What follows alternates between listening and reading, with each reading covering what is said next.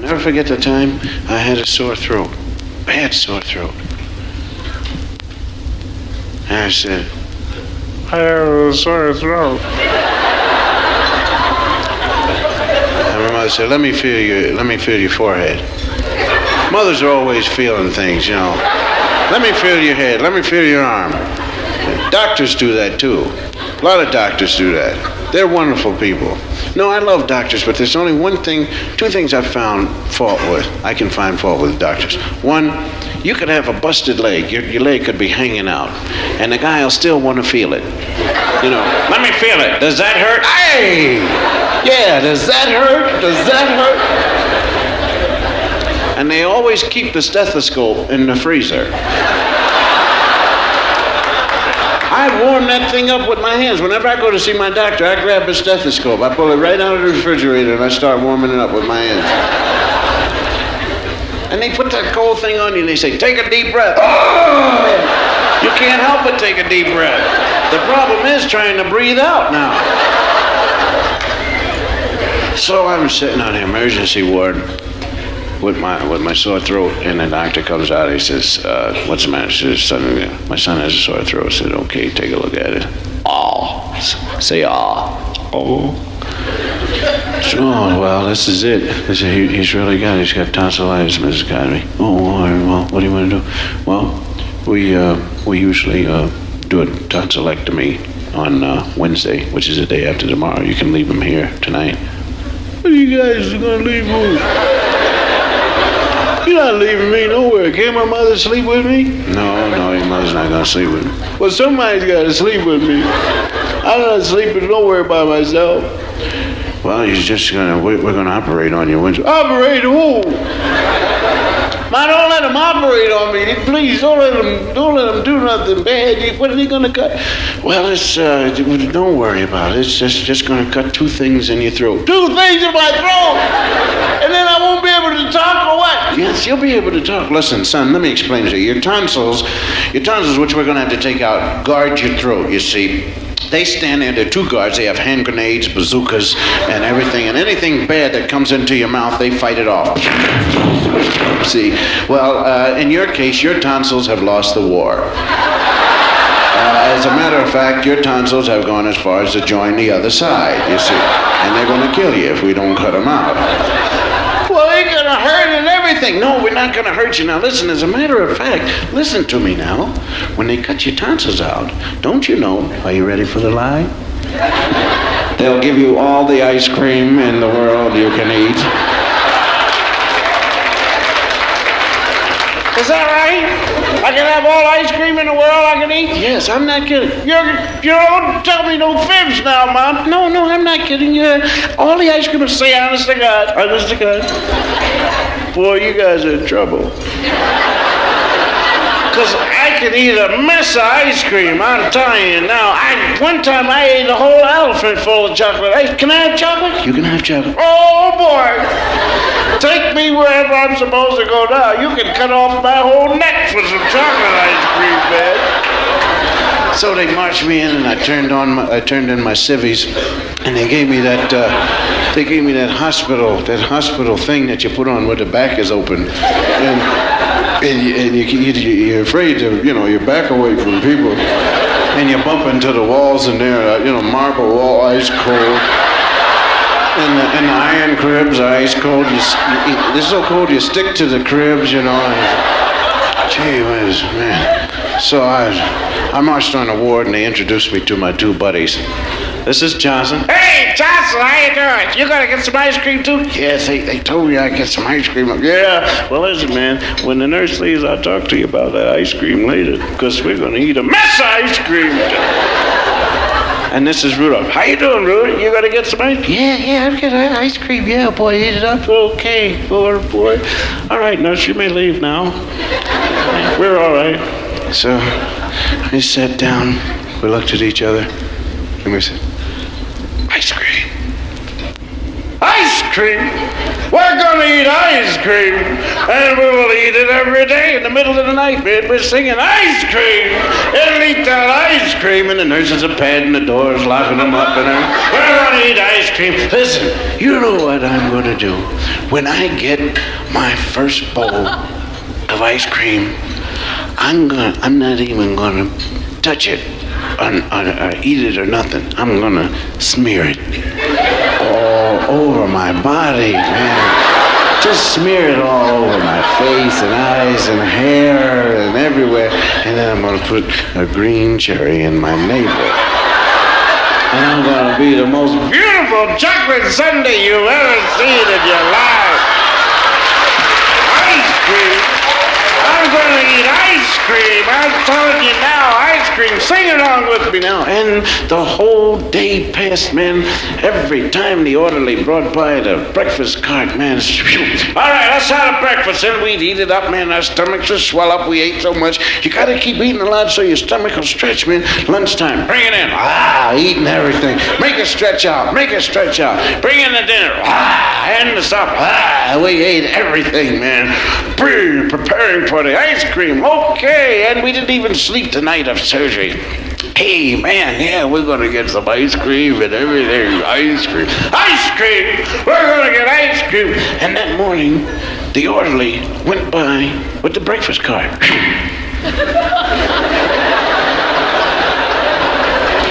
Hey! You! Almost a doctor!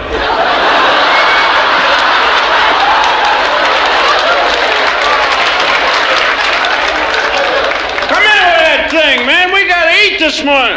You're not getting nothing to eat. How come? Because you're getting your tonsils out. Well, what's that gotta do with it?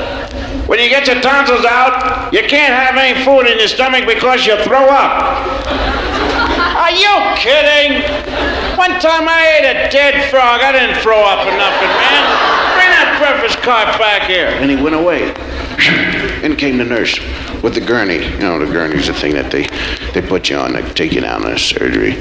And the wheels on the gurneys are always the same. They always have that wobble like there's a windstorm going on about 6 inches above the ground. That's why a lot of women never make it to the delivery rooms. Baby's out, take her back. Save money, time and space, you know. So she wheeled it in, we all stood up. Ice cream! We're gonna eat ice cream! All right, now it's time to go to surgery. Who's going first? Take me! No, take me! I want to go. Dude, you gotta get... Listen, CB4, V, and S. You guys hit strawberry, vanilla, and I'm C as alphabetically. I go first, you know. No, we're gonna take Johnson, because he was here first. Oh, sure. Okay, Johns, go ahead, man. Get that ice cream. Cut it up there. All right, go ahead, John. Johnson stepped on the gurney. Well, suckers, I guess you know what this means. If they run out of strawberry, vanilla and chocolate are definitely in jeopardy. Okay, Johnson, don't eat it up from us, though. Hey, Johnson, go ahead, babe. And we sat down, man. We looked at each other. Ice cream! We're gonna eat ice cream. And boom, Johnson's back! Okay, are you ready? Yeah, me too. Go ahead, Johns. Hey, Johns, wake up!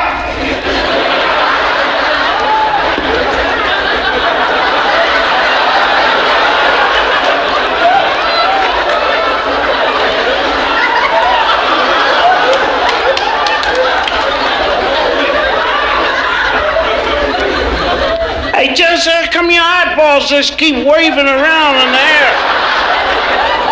Nice, ain't it? That's ketchup, right? That's ketchup on his mouth, coming around from his mouth. Ain't it ketchup? Please say it's ketchup because we ain't the thing that you killed, Johnson. They killed Johnson. They picked him up. Johnson was like a wet rag. Oh, man. I picked the bottle up and broke it. All right, who's next? Get away from me.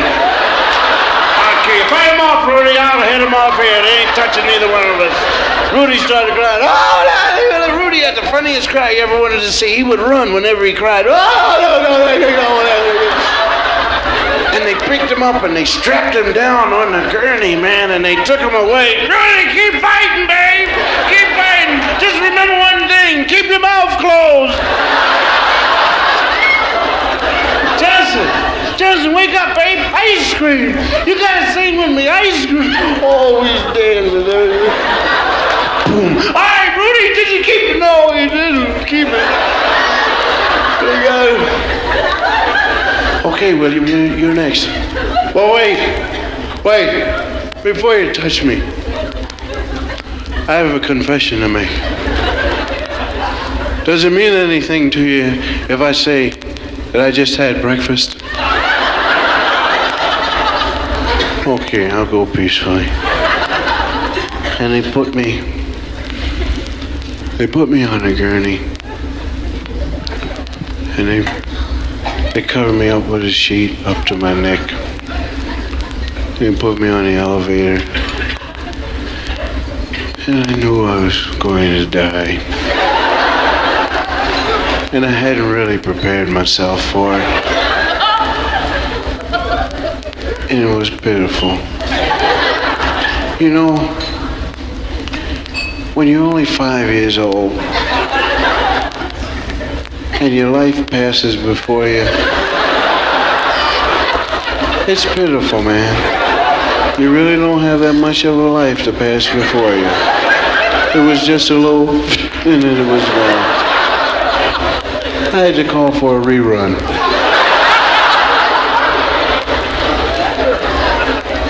And they brought me into surgery.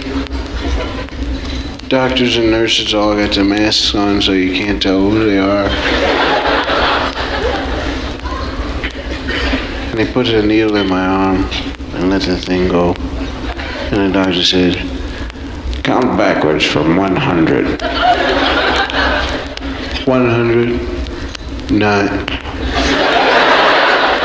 I didn't even make it to the second 9. I was so pitiful. Of course, now, I understand that if you're an alcoholic, you can last longer. Now, if they ever get my old man on an alcohol, they're really in trouble, man. I know Dad will give them trouble. 4, 3, 2, 1, 0.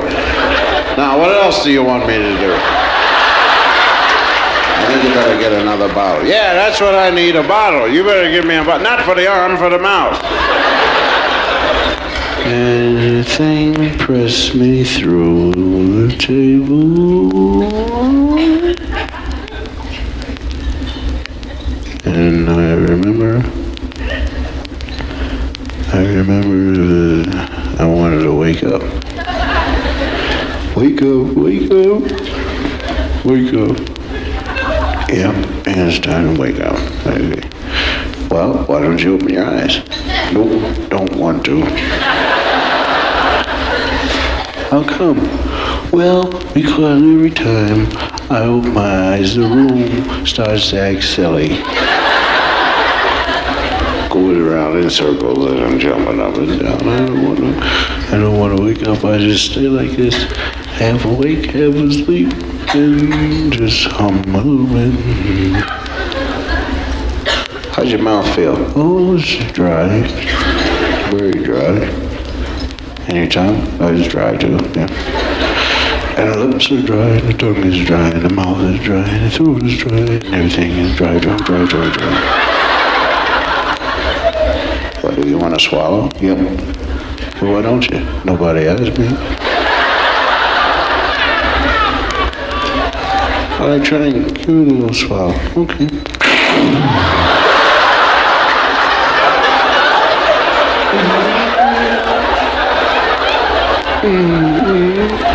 Hello, brain? Yes, this is throat. Yeah, you better get some work done down here. Somebody killed the kid or something.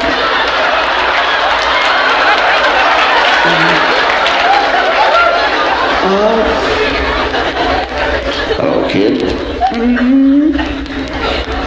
You want to try and swallow? Try and swallow again. We want to check out the trouble. No. Try it. Come on. Do this over.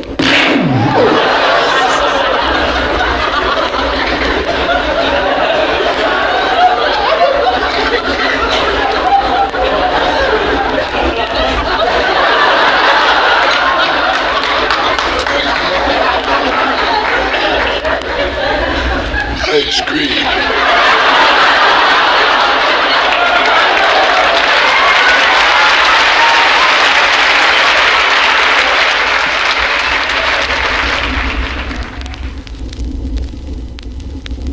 Now, I'm telling you right now that something's got to be done about the attitude of the grown-ups. I've been doing a lot of research, and I found out that the grown-ups, when I was a child, the grown-ups were trying to murder us and bump us off. No, I have proof. I have definite proof that the grown-ups were trying to get rid of us. For what reason, I'm not sure. It might have been the fact we had no babysitters. It's very expensive to watch us. I'll proceed to prove my point. First of all, we had a perfectly good playground. Perfectly good playground. It was a field leveled off. They tore down some houses, and we called it our playground. And it was broken glass and rocks and bricks and everything on it. We never lost one kid. Not one kid died. Or not one broken arm, one broken leg, broken anything. Maybe a little gash here and there. That's all right. And then the grown-ups started in. They moved in the monkey bars. The monkey bars came in. We lost 124 kids in one day. Hey, look at me! I'm on top of the weed! Oh. Kids were falling off the monkey bars like snowflakes, breaking arms, legs, losing everything, hanging upside down. I never played on them myself, because I saw the kids falling off of them, and I tried to warn them, please don't play on the mug. Oh, there goes another one. And I made it my philosophy after that, never to play on nothing I never saw no grown-ups playing on. And I never saw any grown-ups climbing up on no monkey bars. They would build them, but they would never play on them. And I knew then that they were trying to kill us off. And a lot of kids lost arms, legs, everything. And I'll tell you something else. Then they found out that I wouldn't play on the monkey bars. And they built another thing which they thought they could kill me on. It's a thing that you sit on. I tried it once. You sit on it, and three of your friends push you around. You go around in a circle for 5 minutes, and then you throw up. Not one kid asked for that. You ask any kid, go up and ask any kid, kid, what would you like? He'll never say, I want something to go around a circle for 5 minutes and then puke. You've never heard no kids ask for that. And I've never seen any grown-ups riding on it. Although some of them look like they've been riding on it. An out-and-out attempt to kill us. And the last thing that they put up is the seesaw. An out-and-out attempt to kill us. The seesaw. And that's where you gotta get, they try and get a kid in on the plot. And you sit up high and the kid jumps off, and that's all for you. Your brains fall right out on the floor. There's a lot of kids never had a chance to have a deep voice because of that seesaw.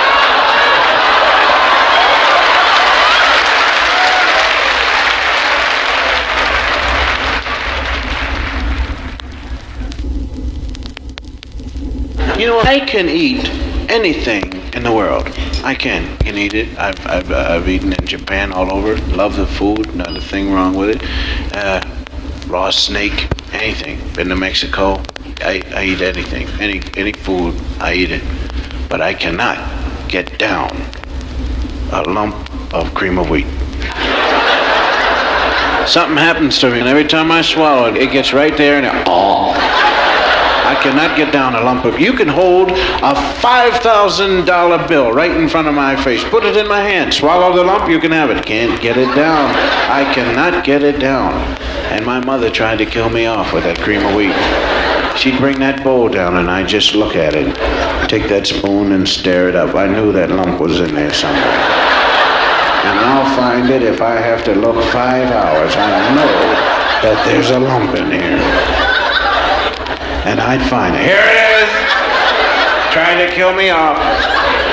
And then as soon as I put the cream in it, 5 more would show up. They're all in here. They're all in the cream of wheat. All these lumps to make you gag. And then she tried to cover up the lumps by putting raisins in the cream of wheat. No chance. My throat knows a raisin from a lump of cream of wheat. I'm telling you that. She tried to do the same thing to my mashed potatoes, putting raisins in my mashed potatoes. I'll find it.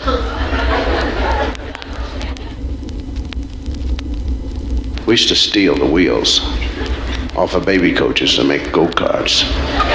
Now, those of you that don't know what a go-kart is, a go-kart is made from wood that you take old orange crates or stuff like that, and it's shaped like an eye, like a big eye. We'll stand it up for you. A board goes across this way, and then one goes down the middle, and then one goes across this way again. Then you have to make an axis so that you can make a left and a right turn, hammer down rope and everything. So you can make a left and right turn. Then you need wheels. You've got to have baby coach wheels. Gotta have them. Nothing else will work. So we used to go out at night stealing baby coach wheels. 287 baby coach wheels we stole. The odd wheel was because old Weird Harold had a Continental on the back. And you get in your old go-kart there and just sit in it and just pretend that you were driving all over the country. And you gotta have your own music to ride your go-kart.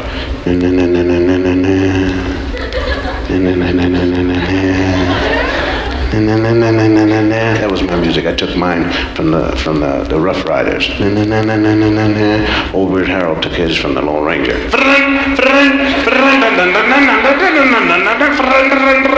And Crying Charlie took his from the Green Hornet. We had about 3 million kids all racing with their own music. And so the cops heard about our stealing because the mothers reported. There are kids out here stealing our baby coach wheels. Every morning we put our children into the baby coaches, push them, the coaches don't move. Children look up and say, why me? So we had to hide them.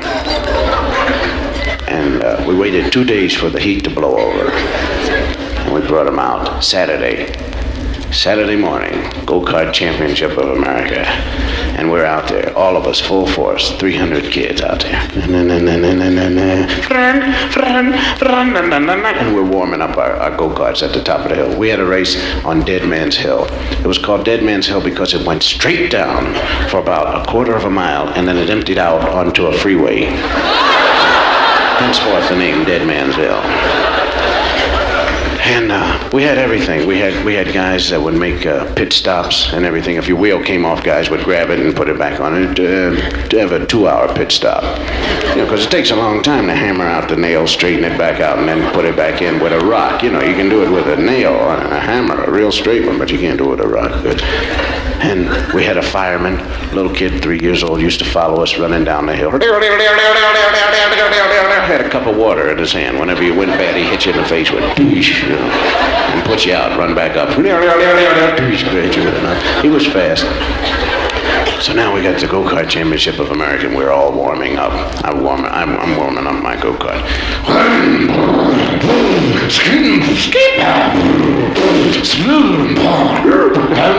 I haven't even gotten out of first gear yet. Old Weird Harold's warming up his Rolls Royce. His sounds like this. And his old Crying Charlie.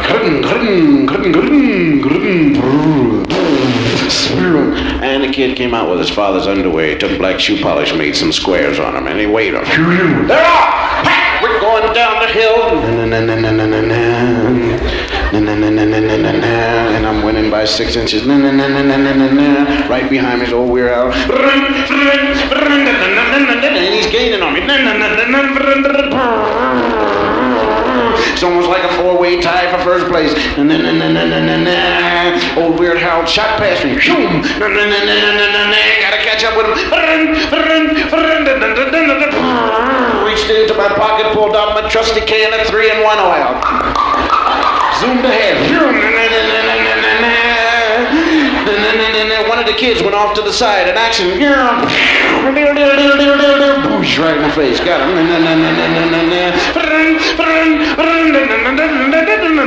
And I look about 20 feet from the bottom of the hill and I see 900 cop cars waiting. I went to my emergency emergency brake, which is a piece of wood. Push it forward, it'll stop you if you're going about 1 mile every 5 weeks. No good. Put my legs down. I gotta stop. The cops are gonna lock us up. No. We smashed up 905 6-year-old kids on the ground crying. Oh, no, the cops are beautiful, gonna scare us to death. Pull the guns out. We'll shoot them down right here. Kill all of them, boy. Crying Charlie broke. The cops pulled out the cuffs, put the handcuffs on us, and it backfired on them because her wrists were so skinny that as soon as we put our arms down, they fell off. Hey, missus, the things fell off of us, but we wasn't trying to run away or nothing. We was just standing right here. Honest, don't shoot us down or nothing, but they fell off of us because our wrists, and so they thigh cuffed us together, and that's the way we went to jail. Yeah.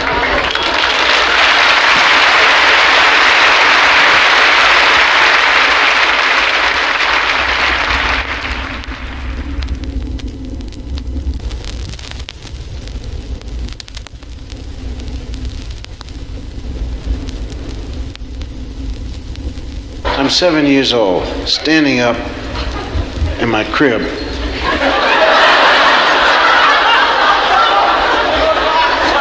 I kept falling out of the crib. I really, they gave me a bed, but I kept falling out of it.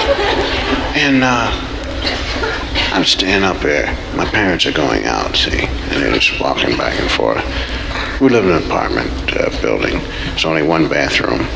And there's my bedroom, then my parents' bedroom, and they have to pass by my bedroom in order to get to the bathroom.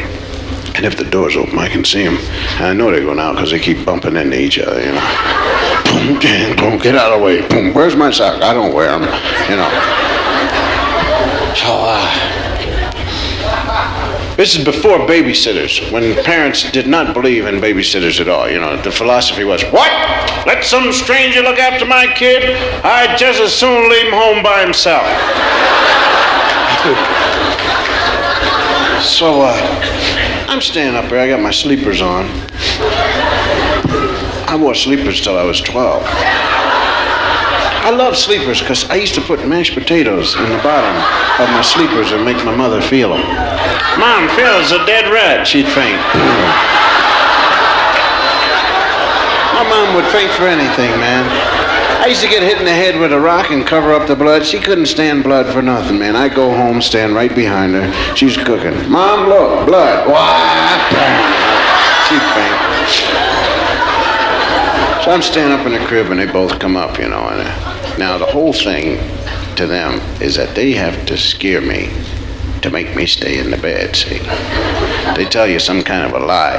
That's what the parents used to do. There's a green monster out the door. If you get out of that bed, he'll eat you right up, you know. So, I'm a con man. I really am. I'm a good con man. Boy, I never went to school if I didn't want to. My whole thing was so beautiful. My mother used to come in, boom, open the door, and I'd be in the bed, you know. And she'd say, aren't you going to school? And I'd say, Mother, is that you? Just bring your face here so I can touch it before I leave. You know. Never went to school one day. And always got out at 3:30 to play. Used to go up to her, 3:30. A miracle happened! I'm well! You're not well, get back in the bed. Honest to goodness, Mom, a little angel came right up on my bed, hit me with a wand, twang, said, go out and play. And she had to believe the angel. I knew that. So anyway, I'm standing in my crib. And I said, now don't get out of the crib, please. See, my father, I love my father's approach. It was basic. Stay in the bed. That's all, you know. Stay in the bed, see? I knew how to answer him. I will. And that was it. You know, he'd go and then I'd jump out of the crib, you know. Papa's beautiful, but mothers, they give you a half out. Stay in the crib because your life is important to this and that. Oh, yes, I've heard that before. But my old man would just come up, stay in the bed. Right, Dad. And he'd leave. He said his piece, you know. So now my mother comes in, I don't get out of the crib. Yes, Mother, I'm tired anyway. I'm going to sleep. The Sandman's beating me to death, and I'm so tired. Pardon me for not seeing you to the door, but I'm just tired. I'm telling you right now, don't get out of that crib. Now, the last time you got out of the crib, you went in and listened to that radio and heard that awful Lights Out program, and it scared you so bad that you smeared Jell-O all over the kitchen floor to make the monster slip if he came at you. And your father went into the kitchen to get a drink of water, slipped and hurt himself. Now, to make sure you don't get out of this crib, we've placed over 100 black poisonous snakes around your crib. And if you so much as put a toe out there, they're going to bite you, you're going to swell up and be dead until morning. I don't see no snakes. They're invisible. And she left. Boom. Boy, I'm telling you right now, I'm so sick of this place. I'm going to run away from home. They're always putting black snakes. Snakes! You get out of here! This is not your room, this is my room, and you just get out of here. I don't care who sent you in here, this is my room. I didn't ask you to come in here, nasty snakes. Snakes, do you hear me talking to you? Huh? Snakes? I gotta go to the bathroom. Come on, have a heart on a guy, will you? Are you out there? Listen. Snakes? Now don't you bite. Don't you bite me. I'm gonna put my toe out there. Don't bite it. Just give it a little snaky lick. Come on. Okay, listen. You can bite it just a little bit. But don't put none of your juice in it. Nothing. Well, go ahead, I bet you're not even out there. Go and bite it, suckers! Yeah, I knew you wasn't out there. Lie to me, boy. I'm going and listen to the radio. We had a Philco radio. It was about 6 feet tall. Had 287 knobs on it, of which only 2 worked. Off on volume and the station selector. The extra knobs were if you'd lose one, you could replace them right away. You don't have to go to the store. And I love to get scared to death. Anything that'll scare me to death, I loved it. I loved Frankenstein, a Wolfman, and a Mummy so much. I used to sit right up front. And then they would come at me and I would squish myself into the orchestra pit. I hid all over the place. I'm telling you, I had pictures of them all over my house. Never looked at them. Was scared of them. And there were 3 programs that were scary. One was Suspense. That wasn't too scary. That was suspenseful. Then there was Inner Sanctum, where the guy played the organ.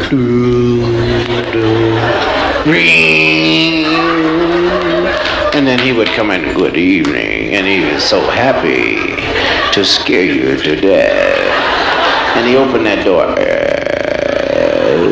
And then he told you a weird story about his Uncle Harry who had lost his hip bone or something like that. Oh, man. But what really scared me was when he closed the door.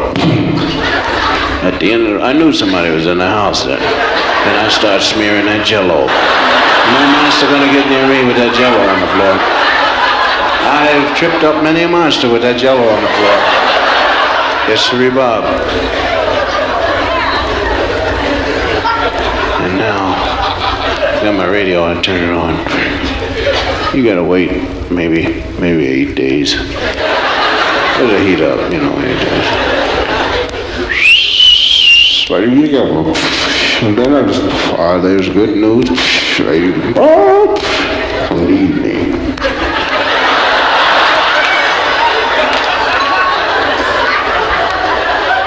That's the guy. Go ahead, scare me to death. I'm ready. Scare me, man. Come on now. And welcome to Lights Out. Yeah. Go ahead, scare me. I was dumb enough to do whatever the guy said to do on the radio. Turn your lights out. Yeah, all right, yeah. They're out. Go on, scare me to death. I'm ready. Tonight's episode is about a chicken heart. A chicken heart that ate up New York City. Yeah, go chicken heart, go get him, eat him up, chicken heart. Scare me to death, I'm ready.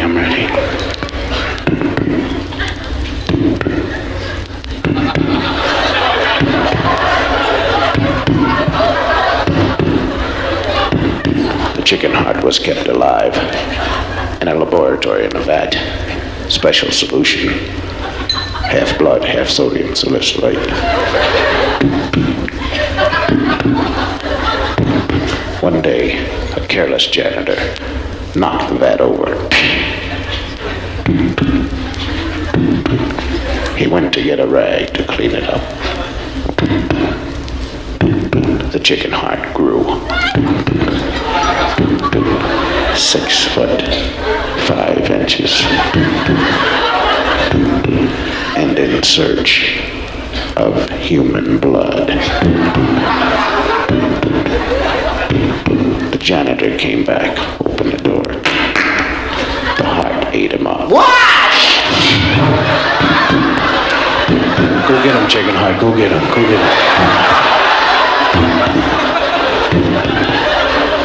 It moved out into the hallway. Rang for the elevator. 4th floor. Ah! Go get him, chicken heart. Go get him. You will. Moved out into the street. Ate up all the cabs. Beep, beep. The Empire State Building. Ate up the Jersey Turnpike. It's in your home state. It's outside of your door. And it's going to eat you up. Oh, I got my jello, start spinning it all over the floor. Get out of here, chicken heart! I set the sofa on fire. You won't come near smoking fire and jello. My father came in the house and what the hell's the sofa doing on fire? Come in the house, the chicken heart's gonna eat you up, hurry up, okay. Zip, what chicken heart are you talking about? The one on the radio. Tell you the idiot, turn it off.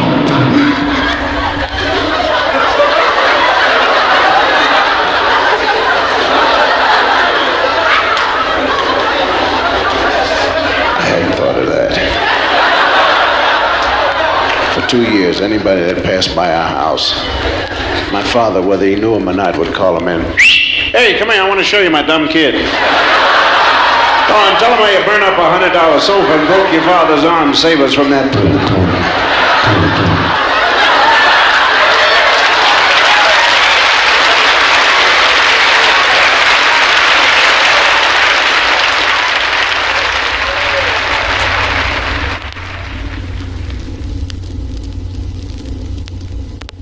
I think the pride of my school days was when I was in shop in junior high school. Shop, yes. I remember we had a nasty shop teacher. That's what we called him, Mr. Nasty.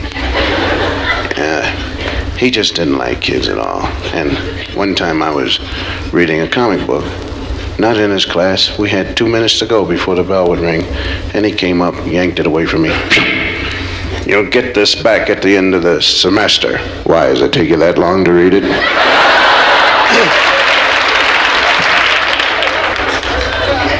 But the proudest thing I remember was shop having an apron. You know the apron they put on you in shop? That gray apron, that meant so much to me because I used to excuse myself and pass by where the girls are cooking. And they thought I was something. I used to have 37 pencils in my apron, you know. I'd walk by with grease and oil on my hands that I'd borrowed from somebody's car, you know. I'd walk out on that guy's car and get some grease and oil on me, you know. I'd walk by, you know, and my girlfriend Doris used to come out and say, "Whoa, what are you making now?" "Oh yeah, how you doing, Doris?" "What are we making?" "You mean this week?" "Well, this week we're just finishing up a Boeing 707. One of the great lies of our times. You know what else? I could never figure out who made the spigots or the faucets in the schools. The guy couldn't have had you washing your hands in mind when he made them. Because it's impossible to wash your hand with holding the thing while the water comes out. You can't do it. And I spent 3 hours trying to wash my hands, trying to figure out how I could give it a good burst and put both hands under at the same time and go like that. And then that soap they give you in the bowl, you gotta have about 12 bowls full before you can get a bubble. Who does all that? Somebody weird, I bet you. You ever had a cold and try and survive the day blowing your nose on those paper towels they keep in there? Why, you can clean your whole lip right off. All the skin can be gone in one day.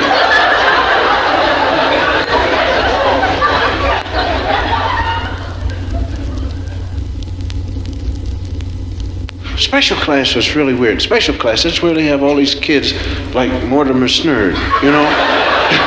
You know, and you say to the guy, and they're all in the neighborhood, you know every one of them, you know, but they just never get to first grade. From somewhere from kindergarten to the first grade, somebody snatched them. You ask any kid in special class, how'd you get there? I don't know, they just put me there. I was just walking down the street and they yanked me right into the room. You know, and they're, you know, but of course that doesn't say the kid won't graduate college, you know. A lot of them make some of the finest quarterbacks in the world. Just takes a little time to develop them, that's all. But what I'm trying to get at is that the special class, I wish I was in special class, because they were always walking by our room. We're in there sweating, writing, reading, doing things, and they're always going to the zoo. We're going to the zoo today. And after that, we're going to a baseball game. Then we're going to Hong Kong, and then they're taking us to Japan. And we're going to a lot of places. Yup. I'll never forget that. And a lot of us tried to get into the dumb class, too, man. We'd sit up here and the teacher says, "What's 1 and 1? Yup. Now sit down. We've got your IQ marks back. You're not dumb."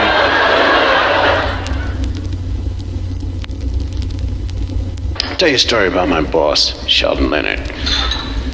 Sheldon Leonard, this is a true story. Sheldon Leonard's the man that hired me for I Spy. He brought me up to his office. He said, "I want you to be a spy." I said, "Okay." So we signed a contract, and the series was a hit. I don't complicate anything, man. So, Sheldon was married a long time ago, probably before there was hair. He's an old bugger. He's really old, dude. And he took his wife on a honeymoon up to Niagara Falls, and this was when Niagara Falls was brand new. They didn't even give you a raincoat or nothing, you know. You just stood there, you got wet, and you came down, you smiled at each other, you know. And he tells this story. He said, "It was very cold that day, but the following morning, the sun came out, and it shone brightly. And the temperature went up to 99. So I said to my bride, why don't we take a little dip in the wonderful lake?" And his bride looked at us, "Yes, Sheldon." Yeah, they talk a lot. "I believe we should." And he did. Went forth, put on his bathing suit, his beautiful body, which has since gone bad on him. And he went stepping with his little 4'11" wife. Frankie's beautiful. She's just 4'11", just built like regular little wife. And he went walking, got to the edge of the lake, and it was 99 out. And he said, "My dear, I believe I should take a plunge." That's the way they used to talk in the old days, you know. You had to tell your wife everything you were going to do, you know, even if she was standing there looking at you, you know. "My dear, I believe I will walk to this board." Do it. I said, "Are you with me?" She said, "Yes, Sheldon, I'm with you." And he went up, and he hit the diving board. And he did soar into the air. Up, up, up. Forming a great swan dive. Yes.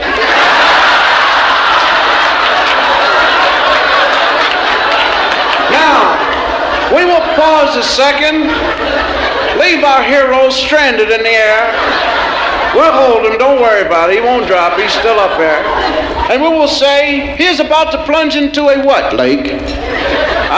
And how do you get lake water? Well, usually what happens is the water runs down from the mountain. Yes, and how do you get it? Maybe the snow will melt. Right, does it ever really get hot? No.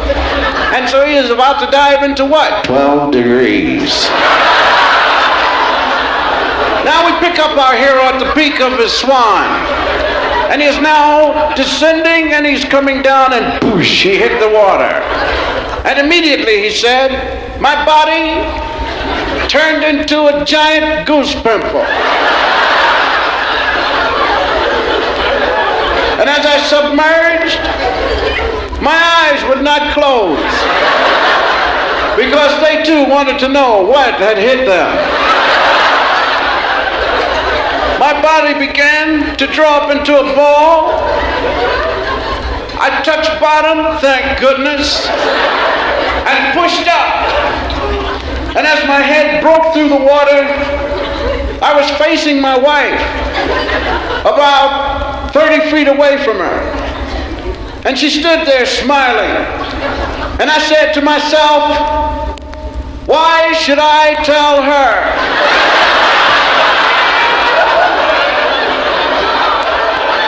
So I gathered every inch, every muscle, and I smiled. And I said to her, come on in, dear. The water's fine. And she hit the board and made a great swan. And when she came down, the tips of her fingers touched the water. And she made one of the greatest hand walks across the lake any man has ever seen. And stood on the other side and yelled great obscenities to me. So that's Sheldon's play.